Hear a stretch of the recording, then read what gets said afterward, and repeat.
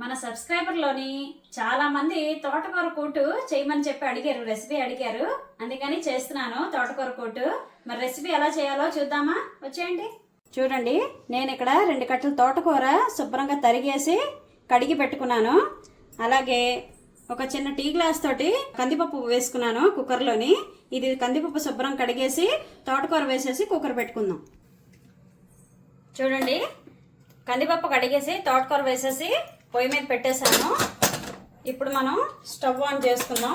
4-5 విషులు రానియండి, మెత్తగా ఉడకనిద్దాం పప్పుని. పప్పు ఉడికే లోపల మనం ఇంకో పక్క బాండీ పెట్టేసుకొని 2 చెంచాలు శనగపప్పు, 2 చెంచాలు ధనియాలు, 5-6 మిరియాలు, 1 చెంచా జీలకర్ర, 4-5 ఎండుమిరపకాయలు. కారం ఇదేనండి, మీరు ఇంకా ఎక్కువ కారం తినాలనుకుంటే ఇంకొంచెం వేసుకోవచ్చు. 1 లవంగా, 1 ఇలాచి, 1 చెంచా నూనె వేసుకొని ఇవన్నీ వేయించేసుకుందాం. అది చల్లారేలోపు, వేయించినవి చల్లారేలోపు మనం కొబ్బరి ముక్క తరుకుందాం. చూసారు కదా, చిన్న కొబ్బరి ముక్క తీసుకున్నాను. ఫుల్ది వేయకండి, ఈ మాత్రం కొబ్బరి ముక్క వేస్తే సరిపోతుంది. చిన్న చిన్న ముక్కలుగా కట్ చేసేసుకుందాం. చూడండి, చక్కగా కొబ్బరి ముక్కలు చిన్న చిన్న ముక్కలు తరిగేసుకున్నాను. ఇలాగా ఏవైతే మనం వేయించుకున్నామో అవి ఒక మిక్సీ జార్లో వేసేయండి. అలాగే దాంతో పాటుగా కొబ్బరి ముక్కలు కూడా వేసేయండి. మెత్తగా పేస్ట్ ఆడేయండి. కుక్కర్ చల్లారిపోయిందండి. చూసారు కదా, చక్కగా ఉడికింది.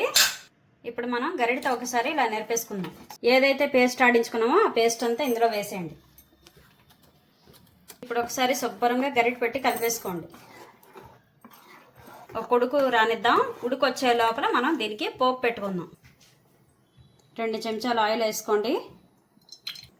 నేను ఇక్కడ ఒక 3 పచ్చిమిరపకాయలు, అలాగే కొంచెం కరివేపాకు తీసుకున్నాను. పచ్చిమిరపకాయలు ఇలా చీలికల్లా కోసుకోండి. 1/2 టేబుల్ స్పూన్ ఆవాలు, అలాగే 1/2 టేబుల్ స్పూన్ మినపప్పు, 1/2 టేబుల్ స్పూన్ జీలకర్ర, అలాగే 2-3 ఎండుమిరపకాయలు, చిటికెడు ఇంగువ.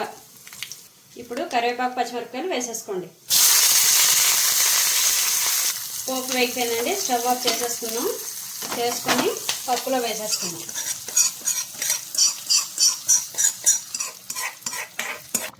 అంతేనండి, స్టవ్ ఆఫ్ చేసేసుకుందాం. గుమగుమలాడే మీరు అడిగిన తోటకూర కూటు తయారైపోయిందండి. మరి ఎలా చేసానో చూశారు కదా. మరి వీడియో ఎలాగుందో నాకు కామెంట్ చేయండి. ఛానల్కి సబ్స్క్రైబ్ చేసుకోండి.